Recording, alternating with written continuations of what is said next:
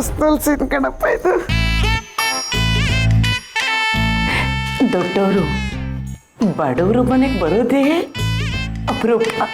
ಅಂಥದ್ರಲ್ಲಿ ದೊಡ್ಡವರು ಈ ಮನೆಗೆ ಬಂದು ಈ ಮನೆ ಮಕ್ಕಳಿಗೆ ಕೈ ತುತ್ತು ತಿನ್ನಿಸ್ತಾ ಇದ್ದಾರೆ ಅಂದರೆ ಎಂಥ ದೊಡ್ಡ ಗುಣನು. ಅವರು ತಿನ್ನಿಸೋ ತುತ್ತು ಅಮೃತಕ್ಕೆ ಸಮಾನ. ಹಾಗೆಲ್ಲ ಏನೂ ಇಲ್ಲಮ್ಮ. ಪದ್ದು ನಮ್ಮನೆ ಮಗ ಇದ್ದ ಹಾಗೆ. ಈಗ ವೀರುನು ಸುಬ್ಬುನ ಮನೆ ಮಗನ ಥರನೇ ನೋಡ್ಕೋತಾ ಇದ್ದಾನೆ ಅಲ್ವಾ ವೀರು?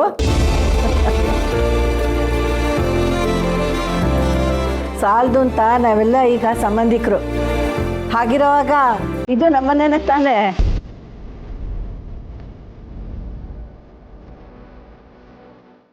ಅಮ್ಮೋರೆ, ಕಿಂಚಿತ್ತೂ ನಿಮ್ಮ ಗುಣ ಬದಲಾಗಿಲ್ಲ. ನಿಮ್ಮ ಮೂಲಕ ದೊಡ್ಡ ಯಜಮಾನ್ರು ನಮ್ಮ ಮನೆಗೆ ಬಂದು ನಮ್ಮ ಜೊತೆಗೆ ಊಟಕ್ಕೆ ಕೂತಿದ್ದಾರೆ ಅನಿಸ್ತಾ ಇದೆ. ನಿಮ್ಮ ಮಾತುಗಳು ದೊಡ್ಡ ಯಜಮಾನ್ರು ನೆನಪು ಮಾಡ್ತಾ ಇದೆ.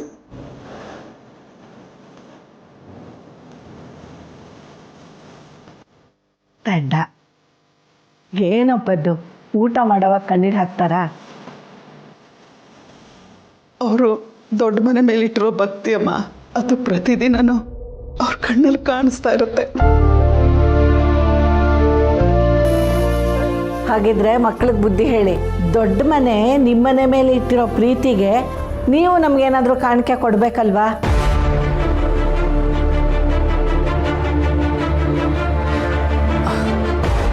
ಅಮ್ಮ, ನಾವೇನು ಕಾಣಿಕೆ ಕೊಡೋಕ್ಕಾಗತ್ತೆ ನಿಮಗೆ? ನನಗೆ ಮಾತ್ರ ಅಲ್ಲ, ನನಗೆ, ವೀರುಗೆ, ಈ ಮನೇಲಿರೋ ಎಲ್ರಿಗೂ ಆ ಕಾಣಿಕೆ ಇಷ್ಟ ಆಗುತ್ತೆ ಅಲ್ವಾ ವೀರು? ಅರ್ಥ ಆಗಲಿಲ್ಲ ಅತ್ತವ್ರೆ. ಏನು ವೀರು, ನಿಂಗೆ ಅಷ್ಟು ಅರ್ಥ ಆಗಲ್ವಾ? ನಿನಗೆ ಮೊಮ್ಮಗು ಆಡಿಸ್ಬೇಕು ಅಂತ ಆಸೆ ಇಲ್ವೇನೋ?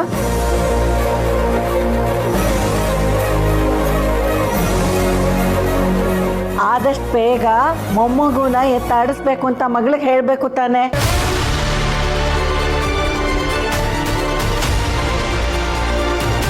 ಸುಬ್ಬು ಮತ್ತೆ ಶ್ರಾವಣಿ ಮಧ್ಯೆ ಯಾವುದೇ ರೀತಿ ಪ್ರೀತಿ ಇಲ್ಲ. ಇನ್ನೂ ಸರಿ ಹೇಳಿ ಅಮ್ಮವ್ರೆ, ನಾವೀ ಮಾತು ಹೇಳ್ಬೇಕು ಅಂದರೆ ನಮಗೂ ಸ್ವಲ್ಪ ಮುಜುಗರ. ಈಗ ನಿಮ್ಮ ಬಾಯಿಯಿಂದ ಈ ಮಾತು ಬಂತಲ್ಲ, ಅವರು ಕೇಳಲೇಬೇಕು.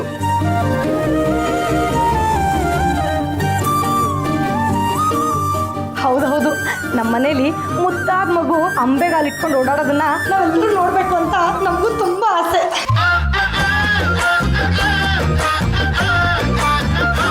ಕರೆಕ್ಟಾಗಿ ಹೇಳ್ದಕ್ಕೆ ದನ.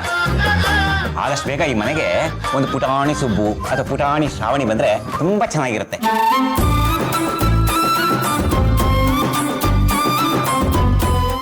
ಈಗ ಶ್ರಾವಣಿ ಮೇಡಮರ್ಗೆ ಮಗು ಆದ್ರೆ ಜನ ಎಲ್ಲ ವಿದ್ಯಾಮಂತ್ರಿಗಳ ಮೊಮ್ಮಗು, ವಿದ್ಯಾಮಂತ್ರಿಗಳ ಮೊಮ್ಮಗು ಅಂತ ಎಲ್ಲ ಬೋರ್ಡ್ ಹಾಕ್ಬಿಡ್ತಾರಲ್ಲ, ನ್ಯೂಸಲ್ಲೆಲ್ಲ ಬಂದ್ಬಿಡುತ್ತಲ್ಲ.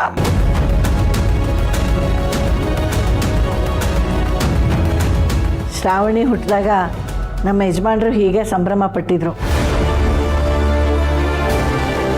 ಇಡೀ ಸಾಲಿಗ್ರಾಮಕ್ಕೆ ಸಿಹಿ ಊಟ ಹಾಕಿದ್ರು. ಅಷ್ಟು ಮಾತ್ರ ಅಲ್ಲ, ಇಡೀ ಸರ್ಕಾರನೇ ಸಾಲಿಗ್ರಾಮದಲ್ಲಿತ್ತು.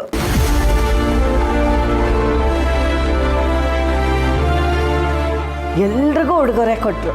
ಅಮರೇ, ಈಗ ನಮ್ಮ ಶ್ರಾವಣಿ ಮೇಡಮರ್ಗೆ ಮಗು ಆದ್ರೆ ಸರ್ಕಾರ ಈ ಮನೆಗೆ ಬರುತ್ತೋ ಇಲ್ಲ ಆ ಮನೆ ಬರುತ್ತೋ?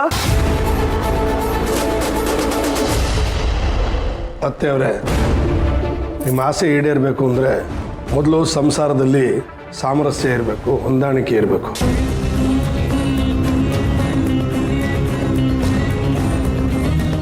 ಸಂಸಾರದಲ್ಲಿ ಸಾರನೇ ಇಲ್ಲದೆ ಇದ್ದರೆ ನಿಮ್ಮ ಆಸೆ ಯಾವತ್ತಿಗೂ ಈಡೇರಲ್ಲ.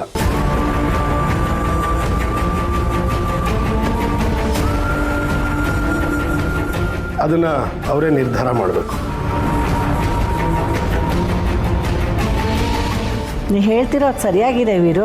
ಮಕ್ಕಳೇ, ಆದಷ್ಟು ಬೇಗ ನಮಗೆಲ್ಲ ಸಿಹಿ ಹಂಚೋ ಏರ್ಪಾಡು ಮಾಡ್ಕೊಳ್ಳಿ, ಗೊತ್ತಾಯ್ತಾ? ಆದಷ್ಟು ಬೇಗ ನಿರ್ಧಾರ ತಗೊಳ್ಳಿ. ನಿಮ್ಮ ಬಾಯಿ ಅರಿಕೆಯಿಂದ ಹಾಗೇ ಆಗಲಿ ಅಮ್ಮೋರೆ. ಮತ್ತೆ ಸಿಹಿ ಊಟ ಮಾಡೋಣ. ಊಟ ಮುಂದುವರಿಸಿ.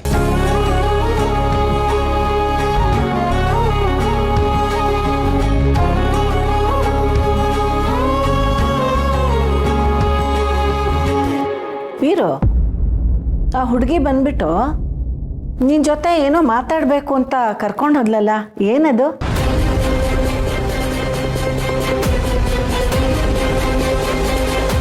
ಆ ವಿಷಯನ ಈಗ ಹಾಗೆ ಹೇಳೋದಲ್ಲ, ಆ ವಿಷಯದ ಬಗ್ಗೆ ಯೋಚನೆ ಮಾಡಿ ತೀರ್ಮಾನ ತಗೊಂಡು ಎಲ್ರಿಗೂ ತಿಳಿಸ್ಬೇಕು.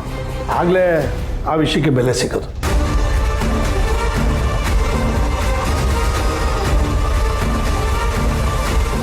ಆಯ್ತಪ್ಪ, ಆದಷ್ಟು ಬೇಗ ತೀರ್ಮಾನ ತಗೋ, ಅದೇನು ಅಂತ ಹೇಳು.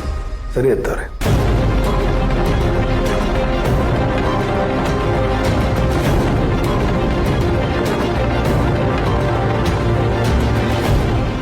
ಯಾವ ನಿರ್ಧಾರದ ಬಗ್ಗೆ ಹೇಳ್ತಿದ್ದಾರೆ?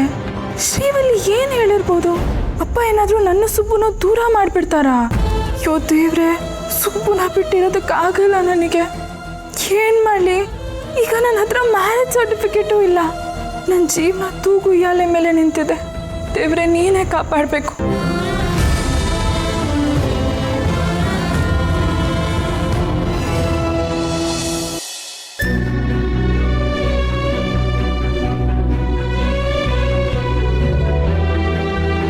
ಕೊಡಿ ಯಜಮಾನ್ರೆ. ಏನು ಪದ್ಮನಾಭ ಅವರೇ, ಹೀಗೆ ಅತಿಯಾಗಿ ಗೌರವ ಕೊಟ್ಟು ನಮ್ಮ ನಡುವೆ ಅಂತರ ಕ್ರಿಯೇಟ್ ಮಾಡ್ತಾ ಇದ್ದೀರಾ? ಅಯ್ಯೋ, ಹಾಗೇನಿಲ್ಲ ಯಜಮಾನ್ರೆ. ಅದೇನೇ ಸ್ನೇಹ ಇದ್ದರೂ ನೀವು ದೊಡ್ಡ ಯಜಮಾನ್ರ ಜಾಗಕ್ಕೆ ಬಂದಿರೋರು.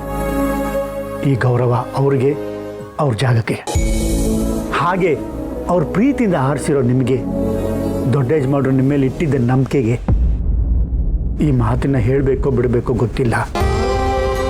ಶ್ರಾವಣಮ್ಮ ಸುಬ್ಬು ಮದುವೆ ಆದಮೇಲಿಂದ ಎಲ್ಲಿ ನಿಮ್ಮ ಸ್ನೇಹ ಕಳ್ಕೊಂಡ್ಬಿಡ್ತೀನಿ ಅಂತ ಭಯದಲ್ಲಿದ್ದೆ. ಆದರೆ ಈಗ ನಾವು ನಿಮ್ಮ ಮನೆಗೆ ಬಂದು, ನೀವು ನಮ್ಮ ಮನೆಗೆ ಬಂದು ಈ ಒಡನಾಟ ಬೆಳೆದ ಮೇಲೆ ಸಮಾಧಾನ ಅನಿಸ್ತಿದೆ. ಪದ್ಮನಾಭ ಅವರೇ, ಕಳ್ಕೊಳ್ಳೋಕ್ಕೆ ನಮ್ಮ ಸ್ನೇಹ ನೆನ್ನೆ ಮೊನ್ನೆದ. ಹಾಗೆ ನೋಡಿದ್ರೆ ಈ ಊರಿಂದೇ ಅಲ್ಲ, ರಕ್ತ ಹಂಚ್ಕೊಂಡು ಜೊತೆಯಲ್ಲಿ ಹುಟ್ಟಿ ಕೆಲವರು ಸಂಬಂಧಿಗಳಾಗ್ಬಿಡ್ತಾರೆ. ಆದರೆ ನಾವು ಹಾಗಲ್ವಲ್ಲ. ನಮ್ಮ ರಕ್ತದ ಕಣ ಕಣದಲ್ಲೂ ದೊಡ್ಡ ಮನೆ ಮೇಲಿರೋ ಪ್ರೀತಿಯಿಂದ ಸಂಬಂಧಿಗಳಾದವರು. ಕೆಲವರು ಯಾವ ಸಂಬಂಧನೂ ಇಲ್ಲದೆ ವರ್ಷಾನ್ಗಟ್ಲೆ ಜೊತೆಗೆ ಇದ್ದು ಬಿಡ್ತಾರೆ. ನಮ್ಗಂಥವ್ರ ಜೊತೆ ಸಂಬಂಧ ಇಲ್ಲ ಅಂತಲೂ ಹೇಳೋಕ್ಕಾಗಲ್ಲ, ಬಿಡಕ್ಕೂ ಆಗಲ್ಲ. ಯಜಮಾನ್ರೆ, ಆ ವಿಷಯ ಬಿಡಿ. ಸಂಬಂಧಗಳನ್ನು ದುರುಪಯೋಗ ಪಡಿಸ್ಕೊಳ್ಳೋರಿಗೆ ಶಿಕ್ಷೆ ಆಗಲೇಬೇಕು. ಸಂಬಂಧದ ಬೆಲೆ ಏನು ಅಂತ ಅವ್ರಿಗೆ ಗೊತ್ತಾಗಲೇಬೇಕು. ಯಜಮಾನ್ರೆ, ನೀವು ನಂದಿನಿ ಮೋರ್ ಕೈ ಹಿಡಿದಾಗ ದೊಡ್ಡ ಯಜಮಾನ್ರು ಇದೇ ಗೊಂದಲದಲ್ಲಿದ್ದರು. ಒಂದಷ್ಟು ದಿನ ನಿಮ್ಮನ್ನ ಮನೆ ಮಗ ಅನ್ಕೋಬೇಕು, ದೊಡ್ಡ ಮನೆ ಅಳಿಯ ಅನ್ಕೋಬೇಕು, ವಾರಸ್ದಾರ ಅನ್ಕೋಬೇಕು, ಬಂಟ ಅನ್ಕೋಬೇಕು, ಏನೂ ಗೊತ್ತಾಗಲಿಲ್ಲ.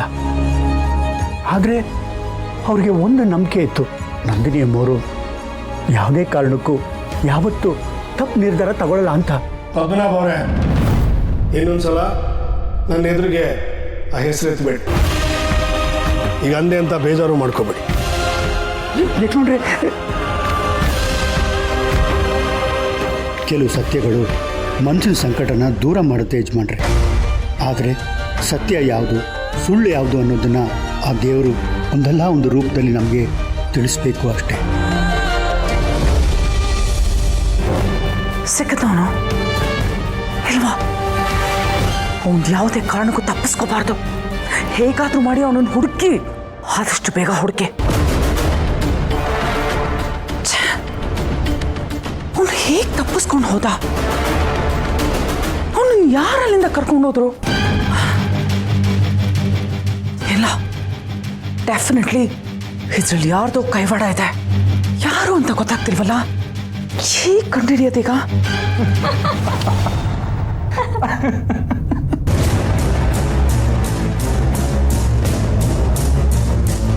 ಸಾವಿತ್ರಿ, ಒಂದು ಕಾಡಲ್ಲಿ ಒಂದು ಬೆಟ್ಟ. ಆ ಬೆಟ್ಟದ ಮೇಲೆ ಒಂದು ಪುಟ್ಟ ಮನೆ. ಆ ಪುಟ್ಟ ಮನೆ ಎದುರುಗಡೆ ಒಂದು ಮರ. ಆ ಮರದ ಮೇಲೆ ಒಂದು ಜೋಕಾಲಿ ಮೇಲೆ ನೀನು. ಅದನ್ನು ತಳ್ತಿರೋ ನಾನು. ಇದೆಲ್ಲ ಎಷ್ಟು ಚೆನ್ನಾಗಿರುತ್ತಲ್ಲ. ಹೌದು ಸರ್, ತುಂಬ ಸಂದಕ್ಕಿರ್ತದೆ. ಅಂದಾಗೆ ಅಲ್ಲಿಗೆ ಅಜ್ಜಯ್ಯನ, ನಿಮ್ಮಮ್ಮನ ಇಬ್ರು ಕರ್ಕೊಂಡು ಹೋಗುವ. ಯಾಕಂದರೆ ಅವರನ್ನು ನಾವು ತಾನೇ ನೋಡ್ಕೋಬೇಕು. ನಿನ್ನಂಥವಳನ್ನ ನಾನು ಮುಟ್ತಿದ್ದೀನಿ ಅನ್ನೋದೇ ದೊಡ್ಡ ವಿಷಯ. ನನ್ನ ಕೆಲಸ ಮುಗಿದ್ಮೇಲೆ ಅದೇ ಬೆಟ್ಟದಿಂದ ನಿನ್ನ ತಳ್ಳೋಕ್ಕೂ ಏಸೋನಲ್ಲ ನಾನು.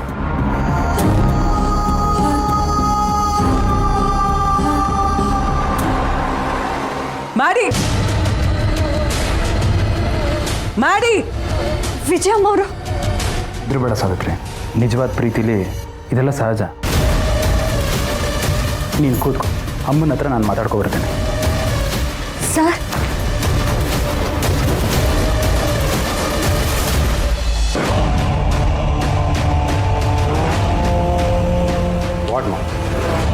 ಏನು ಮಾಡಿ ಏನಿದೆಲ್ಲ? ಯಾಕೆ ಮಾಮ್, ಏನಾಯ್ತು? ಅಲ್ಲ, ಆ ಕೆಲಸದವಳ ಜೊತೆ ನೀನು ಮಾಮ್ ಚಿಲ್, ರಿಲ್ಯಾಕ್ಸ್. ಇದೆಲ್ಲ ಒಂದು ಮ್ಯಾಟ್ರಾ, ಇದನ್ನು ನಾನು ಹ್ಯಾಂಡಲ್ ಮಾಡ್ತೀನಿ. ಅದಕ್ಕೆಲ್ಲ ಏನು ತಲೆ ಕೆಡಿಸ್ಕೋಬೇಡ. ಜೀವನದಲ್ಲಿ ಆಗಾಗ ಈ ಥರ ಎಂಟರ್ಟೈನ್ಮೆಂಟ್ ಇರಬೇಕು. ತಲೆ ಕೆಡಿಸ್ಕೋಬಾರ್ದ? ತಲೆ ಹೋಗೋ ಟೈಮಲ್ಲಿ ಮಾಮ್ ಆಯಿತು, ನೀನೇನಕ್ಕೆ ಹಿಂಗೆ ಆಡ್ತಿದ್ಯಾ? ಎಲ್ಲ ವಿಷಯದಲ್ಲಿ ಇಷ್ಟೊಂದು ಸೀರಿಯಸ್ ಆಗೋ ನೆಸೆಸಿಟಿ ಇಲ್ಲ. ನೋಡು ಮಾಡಿ, ಏನಾದರೂ ಎಡವಟ್ಟಾಗೋಕ್ಕೆ ಮುಂಚೆ ಇದನ್ನೆಲ್ಲ ಬಿಟ್ಬಿಡು. ಈಗ ನಿನಗಿರ್ಬೇಕಾಗಿರೋ ಒಂದೇ ಒಂದು ಗುರಿ ಶ್ರಾವಣಿ ಮಾತ್ರ. Okay ma'am, okay, leave it. ಊಟ ಮಾಡಬೇಕು ಅಂತ ಉಪ್ಪಿನಕಾಯಿನ ತಿಂದಲೇ ಇರೋಕ್ಕಾಗತ್ತಾ? ಜೀವನದಲ್ಲಿ ಆವಾಗವಾಗ ಎಂಟರ್ಟೈನ್ಮೆಂಟ್ ಮಾಡ್ತಿರ್ಬೇಕು. ಇದನ್ನೆಲ್ಲ ನೋಡ್ಕೊತೀನಿ. Take it easy.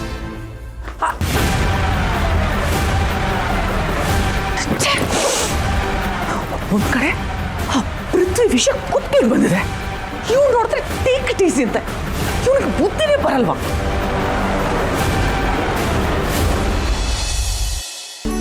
ವಿಶಾಲು, ಅಡುಗೆ ಎಲ್ಲ ತುಂಬ ಚೆನ್ನಾಗಿತ್ತು. ಆದ್ರೂ ನೀವು ಊಟ ಸ್ವಲ್ಪನೇ ಮಾಡಿದ್ರಿ. ನಾನು ಅಷ್ಟೇ ತಿನ್ನೋದು. ವೀರು, ಹೊರಡೋಣ ಅಪ್ಪ. ಆಗ್ಲಿ ಅತ್ತವ್ರೆ. ಅಮ್ಮವ್ರೆ, ಇನ್ನೂ ಸ್ವಲ್ಪ ಹೊತ್ತಿದ್ದು ಮೊಮ್ಮಗಳ ಜೊತೆ ಮಾತಾಡ್ಕೊಂಡು ಹೋಗ್ಬೋದಿತ್ತು. ಅಯ್ಯೋ, ಈ ಮನೆ ದೂರ ಇದೆಯಮ್ಮ. ನಮ್ಮ ಮೊಮ್ಮಗಳನ್ನ ನೋಡಬೇಕು ಅಂತ ಅನಿಸ್ದಾಗ, ಅವಳ ಹತ್ರ ಮಾತಾಡಬೇಕು ಅನಿಸ್ದಾಗೆಲ್ಲ ಬಂದ್ಬಿಡ್ತೀನಿ ಮನೆಗೆ.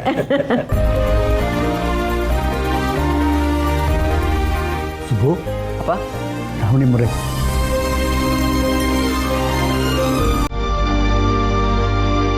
ಒಳ್ಳೇದಾಗಲಿ, ಒಳ್ಳೇದಾಗಲಿ.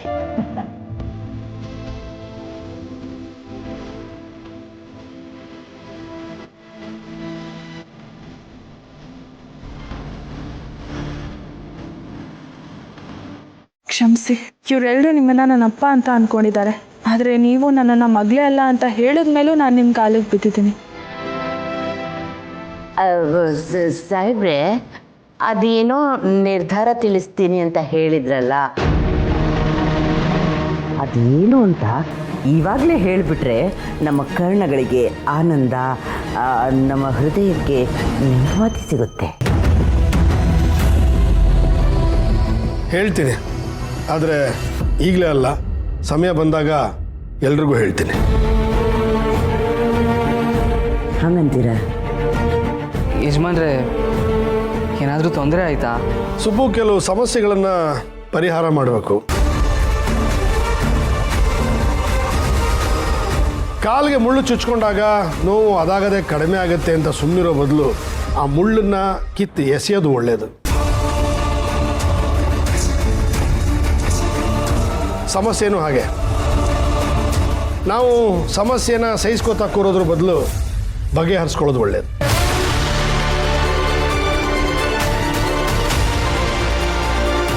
ಯಜಮಾನ್ರೆ, ನಿಮ್ಮ ಮಾತುಗಳ ಅರ್ಥ ಆಗ್ತಿಲ್ಲ. ಮಾವರೇ, ದೊಡ್ಡವರು ಆಡೋ ಮಾತಿನಲ್ಲಿ ದೊಡ್ಡ ದೊಡ್ಡ ಅರ್ಥಗಳಿರುತ್ತೆ. ಅದನ್ನು ನಾವು ಅರ್ಥ ಮಾಡ್ಕೋಬೇಕು ಅಂತಂದರೆ ಅದಕ್ಕೆ ದೊಡ್ಡ ತಲೆ ಇರಬೇಕು, ಇಲ್ಲ ಕಲೆ ಅನ್ನೋದಿರಬೇಕು.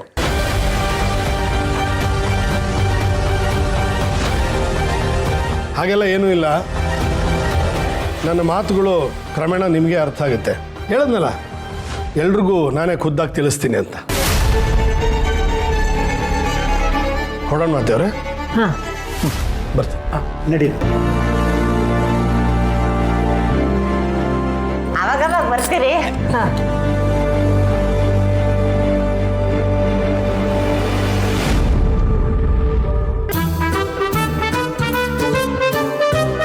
ನನ್ನ ನಿನ್ನ ಈ ಸ್ನೇಹ ಇಂದಿನ ಆತನಲ ಪರಿಚಯ ಎಂದೆಂದಿಗೂ. ಏ ಮಮ್ಮಿ ಏನು ಹೇಳ್ತಿದ್ಯಾ? ಅಯ್ಯಯ್ಯ, ಅದು ಆ ಮಿನಿಸ್ಟ್ರಿಗೆ ನಿನ್ನ ಮೇಲೆ ಪ್ರೀತಿ ಜಾಸ್ತಿ ಆಗ್ಬಿಟ್ಟಿದೆ ಅನ್ಸುತ್ತೆ ಕಂದ. ಅದಕ್ಕೆ ನಿನ್ನನ್ನು ದತ್ತು ತಗೋಬೇಕು ಅಂತ ಏನಾದರೂ ನಿರ್ಧಾರ ಮಾಡಿರಬೇಕು. ಆ ವಿಷಯನ ಎಲ್ಲರಿಗೂ ಸರ್ಪ್ರೈಸ್ ಆಗಿ ಹೇಳಬೇಕು ಅಂತ ನೋಡ್ತಿದ್ದಾರೇನೋ. ಓ, ಇದ್ರು ಇರ್ಬೋದು ಮಮ್ಮಿ. ದೊಡ್ಡವರು ಏನೇನು ದೊಡ್ಡ ಪ್ಲಾನ್ ಮಾಡಿರ್ತಾರೆ ಅಂತ ಹೇಳೋಕ್ಕೆ ಆಗಲ್ಲ. ನಾನು ಆಗಲೇ ಹೇಳಿದ್ನಲ್ಲ ಹಾಗೆ. ಆದಷ್ಟು ಬೇಗ ಮಿನಿಸ್ಟ್ರಿ ಏನಾರ ನನ್ನನ್ನು ದತ್ತು ತೊಗೊಂಬಿಟ್ರೆ ನಾನು ಬೇಗ ದೊಡ್ಡವನಾಗ್ಬಿಡ್ತೀನಿ. ಅಯ್ಯೋ ನನ್ನ ಕಂದ ಬಂಗಾರ, ನೀನು ಬೇಗ ದೊಡ್ಡವನಾಗ್ಬಿಟ್ರಿ. ಊರೆದುರಿಗೆ ಆರತಿ ಮಾಡಿ ಊರು ತುಂಬ ಊಟ ಹಾಕ್ಸ್ಬಿಡ್ತೀನಿ. ಬಾಯ್ತಿನ್ನ ಬೇಡ. ಬೇಷ್ ಮಗಳೇ, ನೀನ್ ಇಷ್ಟು ಚೆನ್ನಾಗಿ ಮಾತಾಡ್ತೀಯ ಅಂತ ಗೊತ್ತಿದ್ದಿದ್ರೆ ನಾನು ನಿನ್ ಜೊತೆ ಬರ್ತಾ ಇದ್ದೆ. ಮಿನಿಸ್ಟರ್ ಮನ್ಸಿಗೆ ನಾಟೋ ತರ 4 ಮಾತು ಸೇರಿಸಿ ಮಾತಾಡ್ತಾ ಇದ್ದೆ. ಅದ್ರ ಅವಶ್ಯಕತೆನೇ ಇಲ್ಲ. ಮಿನಿಸ್ಟರ್ ಸಾಹೇಬ್ರು ಮನ್ಸು ಕರ್ಗೋ ಹಾಗೆ ನಾನು ಮಾತಾಡಿದ್ದೀನಿ. ನನ್ನ ಮಾತು ಕೇಳ್ತಿದ್ದ ಹಾಗೆ ಕಲ್ ಥರ ನಿಂತ್ಬಿಟ್ಟಿದ್ರು. ಇನ್ನೇನೇ ಇದ್ರು ಆ ಮನ್ಸನ್ನ ಸ್ವಲ್ಪ ಕಲ್ ಮಾಡಿಕೊಂಡು ಆ ಶ್ರಾವಣಿ ಸುಬ್ಬುನ ದೂರ ಮಾಡಬೇಕು. ಸುಬ್ಬುನ ನನಗೆ ಕೊಟ್ಟು ಮದುವೆ ಮಾಡಬೇಕು ಅಷ್ಟೇ. ಆಹಾ, ನಿನ್ನ ಮಾತು ಕೇಳ್ತಾ ಇದ್ರೆ ಮಿನಿಸ್ಟರ್ ಸಾಹೇಬ್ರು ಈಗ ನಮ್ಮ ಪರವಾಗೇ ಇದ್ದಾರೆ ಅಂತ ತುಂಬಾ ಖುಷಿ ಆಗ್ತಿದೆ. ಆ ಶ್ರಾವಣಿ ಸೊಕ್ಕು ಮುರಿಯೋದಿಕ್ಕೆ ಅವರಪ್ಪ ಒಬ್ಬರಿಂದಾನೇ ಸಾಧ್ಯ. ಅದು ನಿಜಾನೇ ಅಮ್ಮ. ಅವ್ರು ಏನು ನಿರ್ಧಾರ ತಗೋತಾರೋ ಅಂತ ನೋಡಬೇಕು. ನೀವು ತಗೊಳ್ಳೋ ನಿರ್ಧಾರಕ್ಕೆ ನಾನು ಕಾಯ್ತಾ ಇರ್ತೀನಿ ಅಂತ ಹೇಳಿ ಬಂದಿದ್ದೀನಿ. ಇನ್ನೇನು ನಿರ್ಧಾರ ತಗೋತಾರೆ? ಸುಬ್ಬುಗೂ ಶ್ರಾವಣಿಗೂ ಮದುವೆ ಆಗಿಲ್ಲ ಅಂತ ಗೊತ್ತಾದ್ಮೇಲೆ ಅವರಿಬ್ಬರನ್ನು ದೂರ ಮಾಡಿ ಆ ಸುಬ್ಬು ಬಂದು ನನ್ನ ಕಾಲಿಗೆ ಬಿದ್ದು ಕ್ಷಮಿಸ್ಬಿಡಿ ಅಂತ ಕೇಳ್ಕೊತಾನೆ. ನಿನ್ ಕುತ್ತಿಗೆ ತಾಳಿ ಕಟ್ತಾನೆ. ಅದನ್ನೇ ಅವರು ಹೇಳ್ತಾರೆ. ಇನ್ನು ಶ್ರಾವಣಿ ವಿಜಯಾಂಬಿಕಾ ಅವ್ರ ಮಗ ಕಟ್ಟೋ ತಾಳಿಗೆ ಕುತ್ತಿಗೆ ಹೊಡ್ತಾಳೆ ಅಷ್ಟೇ. ಹೌದಮ್ಮ, ಮಿನಿಸ್ಟ್ರ್ ಮಾತು ಶ್ರೀರಾಮನ್ ಬಾಣ ಇದ್ದಾಗೆ. ಅವ್ರ ಮಾತು ಮೀರೋ ಧೈರ್ಯ ಯಾರಿಗೂ ಇಲ್ಲ. ಹಾಗಿದ್ದಾಗ ನಾವು ಅನ್ಕೊಂಡಂಗೆ ಆಗುತ್ತೆ ಅಲ್ವಾ ಅಮ್ಮ? ನಿಜ ಆಗುತ್ತೆ ಅನ್ಸುತ್ತೆ. ಅಮ್ಮ 1 ನಿಮಿಷ ಬಂದೆ.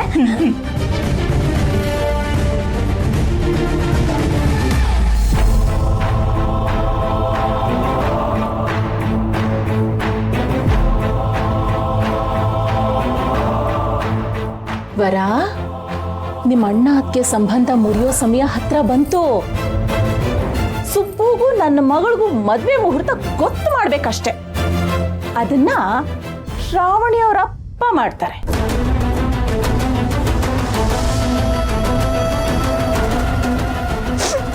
ಅಯ್ಯೋ ದೇವ್ರೆ, ಏನ್ ನಡೀತಿದೆ? ಇಷ್ಟೆಲ್ಲ ಆಗ್ತಿದ್ರು ಶ್ರಾವಣಿ ಅದಕ್ಕೆ ಈ ವಿಷಯನೇ ಗೊತ್ತಾಗ್ತಿಲ್ವಾ? ನನಗೆ ವಿಷಯ ಗೊತ್ತಿದ್ರು ಅವ್ರಿಗೆ ತಿಳ್ಸಕ್ಕಾಗ್ತಿಲ್ಲ. ಅಣ್ಣ ಅದಕ್ಕೆನ ದೂರ ಮಾಡಬೇಕು ಅಂತ ಅನ್ಕೊಂತಿದ್ದಾರಲ್ಲ.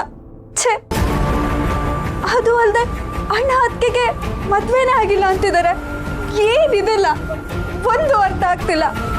ದೇವ್ರೆ, ನೀನೇ ಕಾಪಾಡಬೇಕು. ಶ್ರಾವಣಿ ಅದಕ್ಕೆ ತನ್ನ ಪ್ರೀತಿನ ಉಳಿಸ್ಕೊಳ್ಳೋ ಶಕ್ತಿ ಕೊಡಪ್ಪ.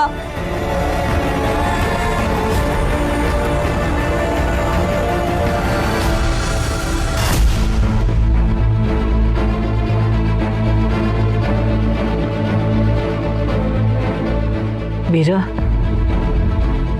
ನಿನ್ನ ಮನಸ್ಸಲ್ಲಿ ಯಾವುದೋ ಒಂದು ವಿಷಯ ಕೊರೀತಿದೆ ಅಂತ ನನಗೆ ಗೊತ್ತಾಗ್ತಾ ಇದೆ. ಅದನ್ನು ಹೊರಗಡೆ ಹೇಳ್ಕೊಳ್ಳೋಕ್ಕೂ ಆಗದೆ, ಮನಸ್ಸಲ್ಲಿ ಇಟ್ಕೊಳ್ಳೋಕ್ಕೂ ಆಗದೆ ಒದ್ದಾಡ್ತಿದೀಯಾ. ನನ್ನ ಹತ್ರ ಹೇಳ್ಕೋಬೇಕು ಅಂತ ಅನಿಸಿದ್ರೆ ಹೇಳ್ಕೋಬಹುದು. ಅದೇನೋ ಸಮಸ್ಯೆ ನಿರ್ಧಾರ ಅಂತೆಲ್ಲ ಮಾತಾಡ್ತಿದ್ದೆ. ಏನಪ್ಪ ಅದು? ಕ್ಷಮಿಸಿ ಅತ್ತವ್ರೆ, ಸದ್ಯಕ್ಕೆ ನಾನೇನು ಹೇಳೋ ಪರಿಸ್ಥಿತಿನಲ್ಲಿಲ್ಲ. ಆದರೆ ನಿಮಗೆ ಹೇಳ್ದಿರೋ ತಪ್ಪಂತೂ ನಾನು ಮಾಡಲ್ಲ. ಹೇಳೋಣ ಅಂದರೆ ಸಮಯ ಸಂದರ್ಭ ಕೂಡ ಬರ್ತಾ ಇಲ್ಲ. ಒಟ್ಟಿನಲ್ಲಿ ಒಂದು ಮಾತ್ರ ಸತ್ಯ, ನಾನು ಏನೇ ನಿರ್ಧಾರ ತಗೊಂಡು ನಿಮಗೆ ತಿಳಿಸೇ ಮಾಡ್ತೀನಿ. ಸರಿಪ್ಪ, ನೀನು ಇಷ್ಟೆಲ್ಲ ಹೇಳಿದ್ಮೇಲೆ ನಾನು ನಿನ್ನನ್ನು ಒತ್ತಾಯ ಮಾಡೋದಿಲ್ಲ. ಆದರೆ ಒಂದು ಮಾತು ನೆನಪಲ್ಲಿಟ್ಕೋ, ಏನೇ ಆದರೂ ಅದು ಒಳ್ಳೆಯದಕ್ಕೆ ಆಗುತ್ತೆ. ದೇವ್ರ ಮೇಲೆ ಮಾಡ್ತಿದ್ದೀನಿ. ಅವರಿಬ್ರು ಗಂಡ ಹೆಂಡತಿನೇ ಅಲ್ಲ ಅಪ್ಪಾಜಿ. ಶ್ರಾವಣಿ ಮದುವೆ ಆಗಿ ಈ ಮನೆಗೆ ಬಂದಾಗಿಂದಲೂ ನಾನು ಅಬ್ಸರ್ವ್ ಮಾಡ್ತಿದ್ದೀನಿ. ಅವರಿಬ್ರು ಯಾವಾಗಲೂ ದೂರನೇ ಇರ್ತಾರೆ. ಅವರು ಮುಂಚೆಲ್ಲ ಹೇಗಿದ್ರು